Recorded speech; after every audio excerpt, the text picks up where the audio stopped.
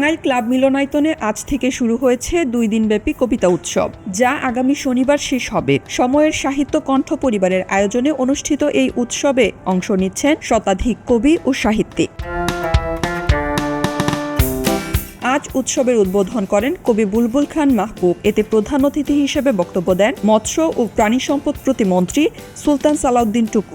একসময় সাংস্কৃতিক নগরীও বলা হতো এই টাঙ্গাইলকে, একসময় ক্রিয়া নগরীও বলা হতো।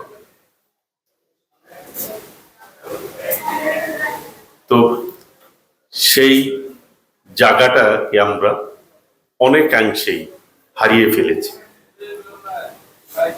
সেটাকে সাহিত্য চর্চা কিভাবে বাড়ানো যায়, সেটিকে কিভাবে এগিয়ে নেওয়া যায়, সেই ব্যাপারে আমাদের সকলের সম্মিলিত প্রচেষ্টা প্রয়োজন।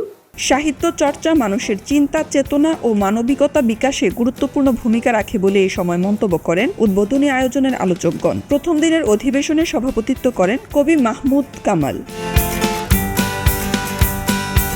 সাহিত্যের এই উৎসব জুড়ে আয়োজন করা হয়েছে সেমিনার, কবিতা পাঠ, আবৃত্তি এবং সাহিত্য বিষয়ক আলোচনা, যা অংশগ্রহণকারীদের মধ্যে নতুন ভাবনার সঞ্চার করছে। আগামীকাল দ্বিতীয় দিনের সমাপনী অনুষ্ঠানে প্রধান অতিথি হিসেবে উপস্থিত থাকবেন জেলা পরিষদের প্রশাসক এস.এম. ওবায়দুল হক নাসির।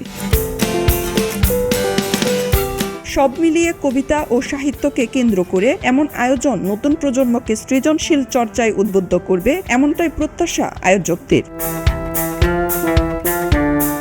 খবরের কাগজ, নিখাদ, নির্ভীক, নিরপেক্ষ।